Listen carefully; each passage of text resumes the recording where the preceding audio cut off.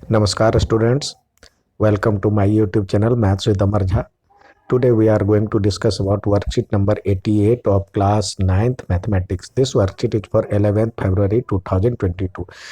Today our topic is polynomial, that means the revision of worksheet number 50, 51, 52.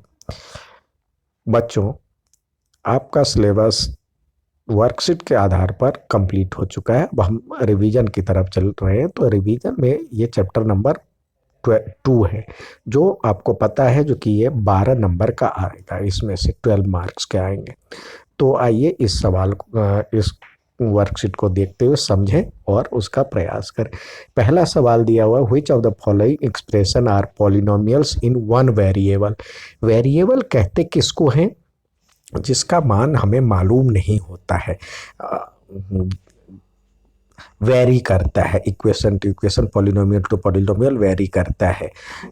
जैसे यहाँ पे x का मान मालूम नहीं है, बाकी 13, 7 ये सब का तो मालूम है, लेकिन x का मान मालूम नहीं है, तो वो वेरिएबल कहलाता है। वेरिएबल मतलब चेंजेबल। तो अब कह रहा है जो कि यहाँ पे which of the following expression are polynomials in one variable. अब दूसरा है पॉलिनोमियल। तो पॉलिनोमियल वेरिएबल का यदि कौन सा पॉलिनोमियल नहीं होगा, तो पावर हमेशा जो होगा, यानी वेरिएबल का पावर जो हमेशा यहाँ पे जो होगा वो होल नंबर होगा। होल नंबर यानी जीरो हो सकता है, 1 हो सकता है, 2 हो सकता है, माइनस में नहीं होगा, न माइनस में होगा, न फ्रैक्शन में होगा, न 1/x होगा। तो इस तरह का होगा तो पॉलिनोमियल नहीं होगा। तो आइए इसमें हम देखें जो कि पहले कौन सा पॉलिनोमियल नहीं है और है।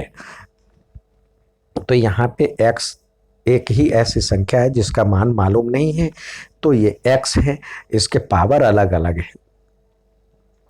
तो ये इक्वेशन है और एक ही वेरिएबल है, तो एक वेरिएबल भी है और इक्वेशन भी, मतलब पॉलिनोमियल भी है। यहाँ पे एक ही वेरिएबल है और ये रूट में नंबर हो सकता है। रूट का मतलब हुआ, रूट है तो इसका मतलब 2 का पावर 1/2 हुआ, तो रूट में हो सकता है, लेकिन वेरिएबल का पावर रूट में नहीं होना चाहिए। तो ये भी है, एक ही वेरिएबल वाला है। यहाँ पे देखिए रूट में फ्रैक्शन मतलब वेरिएबल है, तो ये नहीं होगा। और यहाँ पे 1/, है नीचे है, तो ये भी नहीं होगा। यहाँ पे एक से ज़्यादा, ये इक्वेशन तो है, पॉलिनोमियल तो है, लेकिन एक से ज़्यादा वेरिएबल है, इसमें 3 वेरिएबल है, तो ये भी नहीं होगा। तो हमारा ये और ये दो आंसर सही है।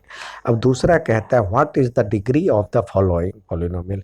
डिग्री क्या कहलाता है उस पॉलिनोमियल के हाईएस्ट।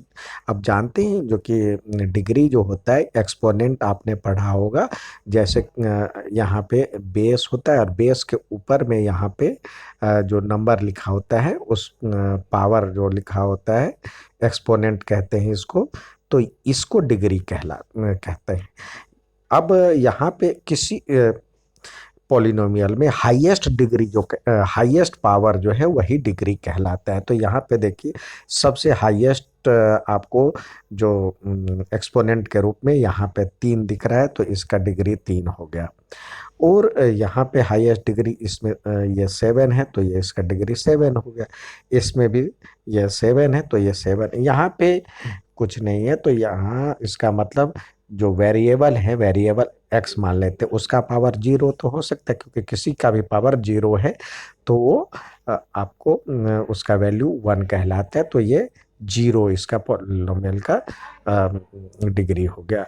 नेक्स्ट सवाल कहलाता है classify the following as a linear, quadratic and cubic polynomial. तो क्वाड्रेटिक जिसका डिग्री 2 हो, लीनियर जिसका डिग्री 1 हो, यानी कुछ भी नहीं लिखा हो, पावर के रूप में कुछ भी नहीं लिखा है, जैसे x ही लिखा हुआ, तो उसको हम कहेंगे जो कि डिग्री 1 है। और क्यूबिक में डिग्री 3 हो। तो आप इसमें देखिए जैसे यहाँ पे दिया हुआ x² + x, तो ये क्वाड्रेटिक हो गया, तो यहाँ पे लिखे x² + x। यहाँ पे पावर 3 है तो यहाँ पे लिखे x माइनस 5x का पावर 3। यहाँ पे पावर, इसमें पावर 2 है तो ये लिखें z प्लस 5z² प्लस 7। और यहाँ पे कुछ नहीं है पावर, तो 1 है इसका मतलब, तो ये लिखें यहाँ पे 11 प्लस x। नेक्स्ट है 60, यहाँ भी पावर कुछ भी नहीं है तो ये हो गया, यहाँ पे लिखेंगे 60। यहाँ पे 3 है पावर तो यहाँ पे लिखे 5 के 3, ये क्यूबिक हो गया। यहाँ का कुछ भी पावर नहीं है तो 7x यहाँ पे लिखेंगे। यहाँ भी कुछ नहीं है तो ये x। तो अब नेक्स्ट दिया हुआ है, कह रहा है जो कि find the zero of polynomial और फॉलोइंग कैसे। तो जीरो निकालने के लिए हमें क्या चीज उसके बदले रखा जाए, वेरिएबल के बदले, कि उसी पॉलिनोमियल का मान जीरो हो जाए, वैल्यू जीरो हो जाए। तो सीधे आप पी एक्स बराबर में जीरो निकालना है तो बराबर में जीरो कर दीजिए। अब इसके बदले ये है तो x plus 7 equal to zero. तो x इजकल टू क्या हो जाएगा, 7 उधर चला जाएगा -7। यहाँ पे भी p x equal to zero कर दीजिए।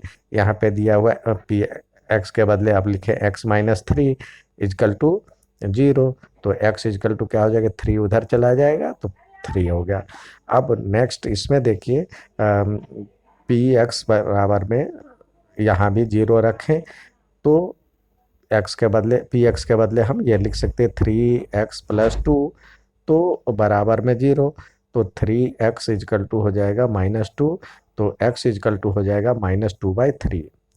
यहाँ पे p x equal to zero करें तो ये है आपके पास 3x minus 4 equal to zero.